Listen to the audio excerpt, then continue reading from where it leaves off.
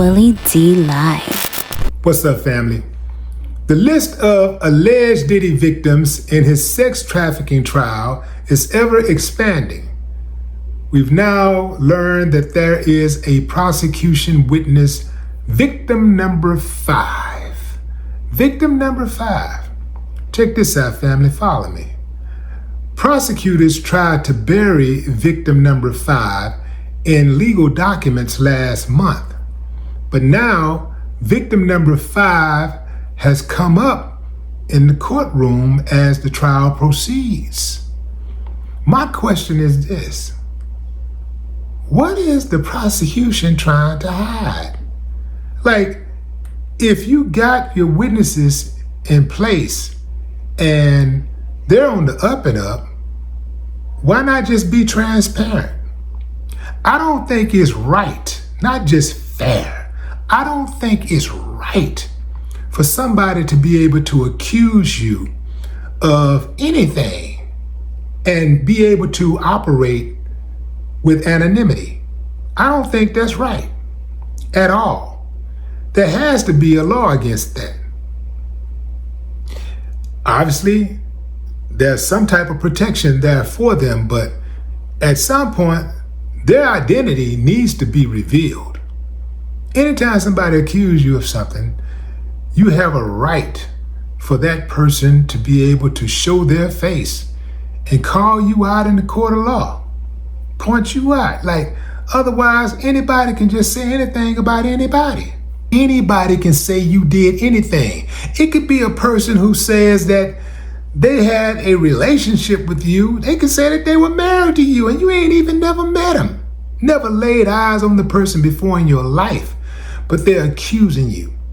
This reminds me of how these guys be getting popped with ghost dope. Ghost dope charges might involve a person you've never met before saying that they sold you 1 brick a month for the last year. Without any evidence, the popos can pull up on you and say, because this person pointed the finger at you, you are being charged with 12 bricks, and you end up going to jail for life.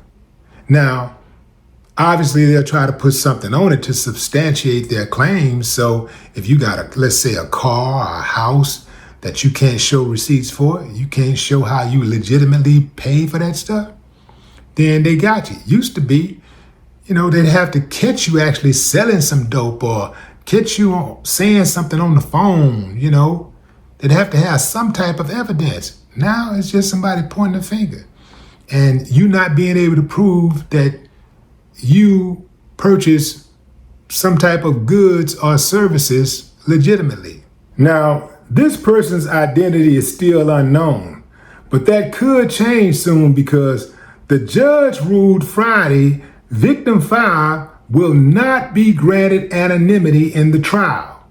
According to the documents, the feds appear to be introducing the potential witness as evidence Diddy committed an act of sexual misconduct in the past, which he's not being charged for in the criminal case.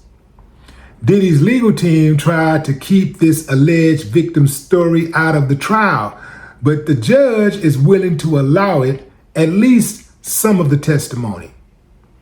As far as the other 4 victims, Cassie has long been established as victim number 1, and there are concerns that victim 3 may not even show up in court to testify, despite a subpoena. In court filings, prosecutors have said victim 2 is expected to deliver anonymous testimony about financial losses, dependency, and social isolation she experienced during their relationship, all of which made her more vulnerable to his coercion. The feds also say they have a 4th victim. Who? A former Diddy employee who says they were coerced into sexual activities. Yeah. Give me a thumbs up if you believe the feds. Thumbs down if you say, nah, man, sound like a setup to me. I'll give you a few moments to think about it. Okay, time's up. Family, seems like smoke and mirrors to me. I thought the feds had something, like something solid. I thought they were on game, It just seems like smoke and mirrors. It seems like the feds are trying extremely hard to create a narrative and not be questioned. Like they don't want to, like, look, this is what it is and don't question us about it. We got witnesses, but we can't tell you their names. Why not? If victim number 5 is anything but a person with a grudge, why not charge him? Why not charge Diddy for it? Where's the charges? I don't get that part. I believe that the case is weak.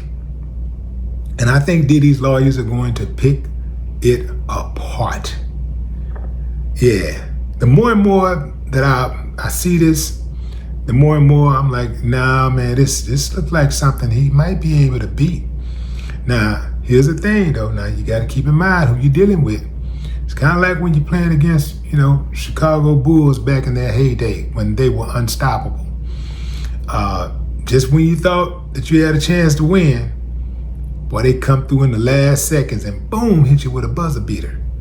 So the prosecution can always hit you with a buzzer beater. They can hit you with the buzzer beater because the prosecution got all of the resources and the prosecution is backed by USA. Team USA. Backed. Certified. Then they got the military behind them and everything, man. They got all of the law, got all of Congress. Prosecution got all of Congress behind it. So whenever the prosecution really wants, like if they don't care about breaking the rules, if they don't care about you knowing that they broke the rules, they kind of just, they're kind of like mavericks, they just kind of like do what they want to do. But like I say, Diddy got resources. Diddy paper is long and Diddy can fight. Diddy got the paper to fight. He got that paper that R. Kelly didn't have to fight. I don't think that R. Kelly thought that he would go down the second time. I think when he beat that first case, he thought like, yo, this ain't nothing. And I don't think he took the case that seriously. I think that, maybe he was just a little too, lax about fighting. I'm gonna tell you something, fam. Anytime your name is mentioned in a criminal case, you got to fight it like it's a murder case. You got to fight like they're trying to give you the death penalty because you're fighting for your freedom. And you can't really put a price on that. So you got to go all out. So I think that if R. Kelly would have had his war chest, if he would have had that money, that paper super long, I don't think R. Kelly would be sitting in jail because we can say what we want to say about right and wrong and morals and values and all that stuff, but man, this country ain't about that. It's never have been about that. It's never been about that. It's always been about getting to the paper. It's always been about money. That's how we justify the mistreatment of people. Money. That's how we justify negligence. Money. Oh, we can't do it. We can't fix the roads. Costs money. We can't build a youth facility. That costs money. We can't have a football team because we can't afford the uniforms. It costs money. We can't properly educate. Costs money. We can't feed the hungry. It costs money. We can't shelter the homeless. It costs money. Everything. It's all about money. You can't even make cars as safe as they could make them because it costs money. And they don't think people are going to want to pay. Or could it be something more cynical where they know that these cars are not safe enough? They just want to get these cars, on the assembly line and into the dealerships on those dealership lots so they can get to the money. A lot of these cars, man, they built the plastic. Any type of situation where you run into something, you out of here. And they know that. Costs money to make them stronger. And they could make those cars more durable. They could reinforce them, but they don't want to do that because it costs money and it would take away from their bottom line. You see? They need all of that extra money to go into their pockets, not splitting any more than they have to make sure that people are safe. We can't protect you. We can't put enough cops on the streets. We don't have enough eyeballs on the streets because it costs money. I'm starting to think that this victim number 5 thing, and even victim number 4 and 3 and 2, everybody except one, it's just somebody with a grudge.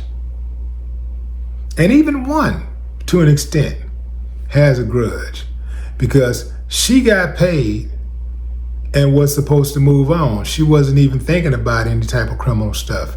I think after she got paid and the feds came, she was like, man, let me add insult to injury. Let me get them out of spite. Personally, I don't know if I could be with somebody for 10 years and then go out of my way to ruin their life. Because if I was with that person for 10 years, that means that there was some good times also. That means I was around their mama, their daddy, their sisters and brothers, all their family, their loved ones. That means I shared my dreams with them. They shared their dreams with me. We protected each other. Yeah, we got into it and we had our beefs and our squabbles or whatever, but there was a lot of love in between all of that stuff. So I don't know if I could destroy somebody that I was that close to. I don't think I could do something like that. In fact, I know I couldn't. But what say you, fam?